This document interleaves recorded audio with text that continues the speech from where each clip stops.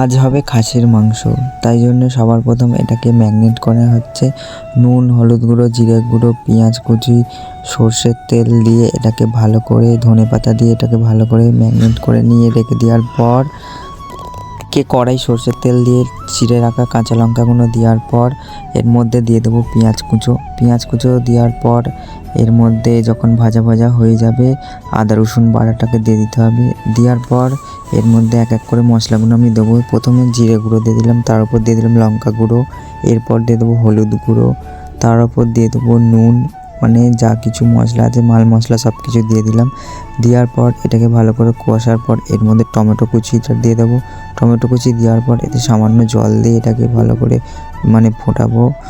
এবার এটা যখন একটু মাখো মাখো হয়ে যাবে এর মধ্যে আমি একটা আবার গোটা রসুন দিয়ে দিলাম। দেওয়ার পর এবার ম্যারিনেট করে রাখা মাংসটাকে আমি এর মধ্যে দিয়ে দেবো। দিয়ে কষার পর এর মধ্যে আলুটাকে দিয়ে ভালো করে কষবো।